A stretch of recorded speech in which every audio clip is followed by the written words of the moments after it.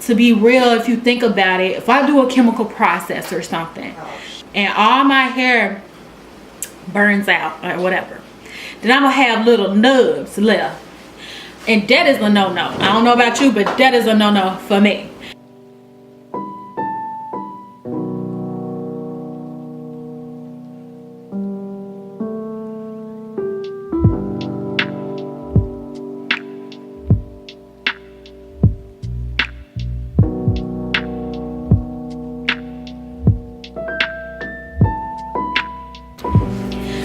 So when I chose my hair color, I wanted to find a color that would neutralize how ugly my hair had become with my last box dye experience.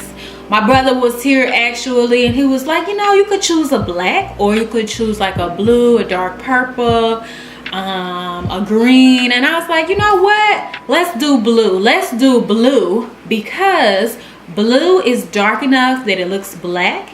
And also blue will allow me, I can live with a dark blue color, because for the next 3 years, if I have to just be retouching my hair with dark blue, that's better than trying to keep up a red color or a purple color. You know, let me just put the dark blue on there and everything will be straight. You know what I'm saying? So that was the reason I chose the color that I chose.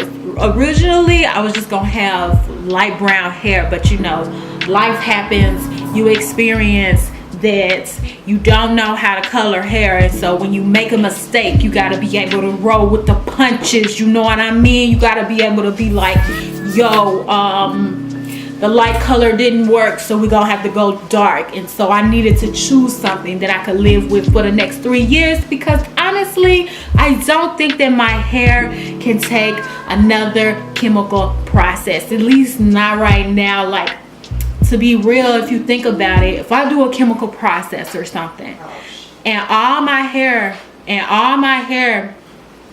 burns out or whatever, then I'm gonna have little nubs left. And that is a no-no. I don't know about you, but that is a no-no for me. So I was like, if I at least wait 3 years, then at least my hair will be this length again before I try to change the blue out. Now, that's just my understanding of my hair and what it needs. I'm just telling you what I looked out for when I was doing my hair. Now, of recent times, I would have been thinking about, well, maybe I should change the color of my hair. But you know, then I remember I don't really want to do that, because like I said, another chemical process, probably not a very good idea. So I was like, let me change the color of my hair in Photoshop, and that way I could see what I would look like if I had them different colors. But the color is not permanent.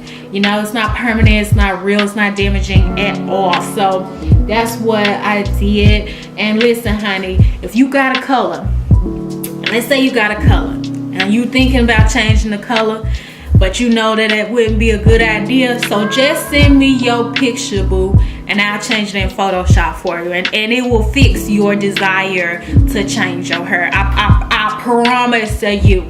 I promise. It'll change your mind about changing your hair color, okay?